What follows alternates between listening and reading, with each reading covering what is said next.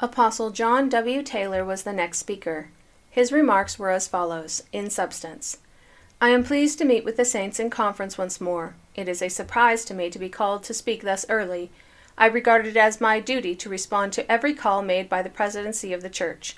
I hope the day will never come when any other sentiment will animate me. President Woodruff and his counselors are actuated by the Spirit of God, to which we would do well to take heed.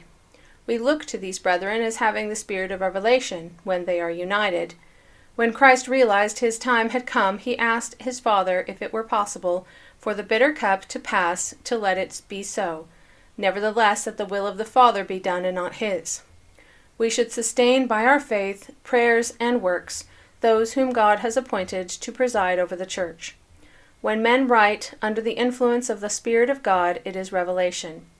In order to reveal the mind of our Father in heaven, it is not necessary that he should come down to earth personally to make a communication. Many of the revelations given through Joseph Smith were obtained by that prophet, listening to the whisperings of the still small voice within him. It has been remarked about some men that they suddenly become absorbed in some line of ideas. The impressions of the Holy Ghost come like flashes of light, and without the presence of doubt and darkness, they have to be acted upon forthwith. I bear testimony that President Woodruff and his counselors are prophets, seers, and revelators, and the people should remember that, especially in these times, they should not live by sight. Circumstances are of such a nature that the righteous must live by faith. The hand of God is over this church, and no power can destroy it or impede its progress. I pray, however, that it may not be necessary for us to be chastened in order to bring us into a disposition of obedience. I believe in implicit obedience in temporal and spiritual things to the light of heaven, as given through the priesthood. If this principle were taught us more frequently, it would be better for us as a community. We cannot retain the Spirit of God and yet be constantly finding fault with the priesthood. We should not expect perfection from those who hold that authority. They are mortal as other men, but they are called of God. We must learn not to judge men by what we see, nor on the basis of the limited opportunities we have of what transpires. When we have an impression derogatory of our brother, it is our duty to go to him personally, and in that way get an understanding of the matter involved. We should be possessed of the spirit of unity. We should not criticize the authorities. Our enemies seek to sow among us seeds of dissension. They wish to segregate the saints into factions. In this endeavor, they turn truth into semblance of falsehood, and virtue into vice. Hasty conclusions are dangerous, and should not be arrived at.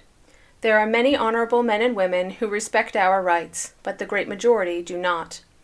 I have been associated with the authorities of the Church for years, and I have never seen in their deliberations any disposition toward unrighteousness. I bear testimony that they have acted in the spirit of their calling as well as any man on earth could have done. If a duty is required of us, and it is not diligently performed, instead of having a spirit of light and comfort, we are possessed of a sentiment of heaviness. When I acted as teacher, it was a great trial for me to visit the houses of some of the people. When this feeling was overcome and the obligation discharged, joy was the result. When it overcame me, and I have been neglectful, then I have had heaviness of spirit. So it is in all the labors that are required at our hands. We should not be afraid to speak our feelings freely at this conference. May the fire of the Spirit of God increase as this conference progresses. This will be the case if we lay aside our cares of a worldly character that are liable to fret and annoy us. Let us center our prayers and faith in a desire that the servants of God may speak those things that will be adapted to the wants of the people.